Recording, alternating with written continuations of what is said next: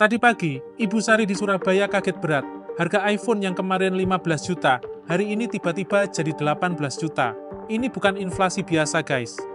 Ini adalah dampak langsung dari kebijakan yang diputuskan 15.000 km jauhnya dari sini. Hari ini, kita semua jadi korban perang dagang yang bahkan mungkin lo nggak sadar lagi terjadi. Lo tahu nggak, tanggal 1 Agustus kemarin, hidup kita semua berubah dalam diam-diam, tanpa pengumuman besar, tanpa siaran pers. Yang terjadi itu sederhana tapi mengerikan. Amerika Serikat di bawah Donald Trump secara resmi berlakuin tarif impor 32% buat seluruh produk dari Indonesia. If you look at Switzerland, 61% to 31%. Indonesia, Malaysia, Cambodia. Oh, look at Cambodia, 97%. 32%. Artinya, semua barang dari Indonesia yang masuk ke Amerika langsung kena pajak sepertiga dari harganya.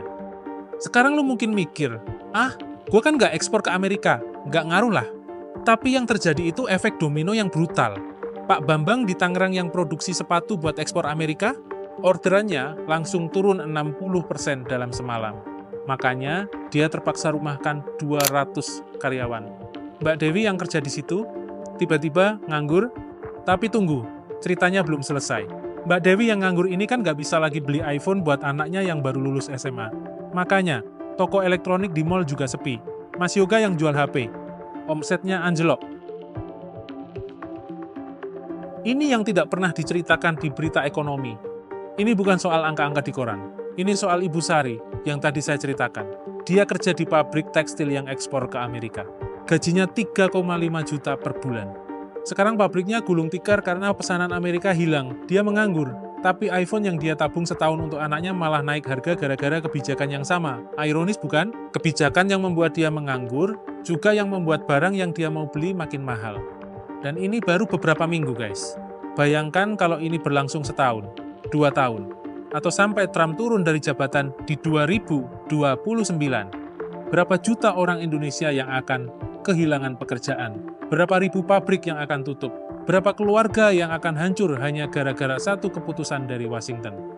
Tapi tunggu, plot twist yang tidak ada yang menduga. Pemerintah Indonesia berhasil melakukan negosiasi darurat dengan tim Trump. Tarif 32% itu diturunkan menjadi 19%. Kita sepakati sekarang kalau nggak salah ya tarifnya dari 32 diturunkan jadi 19.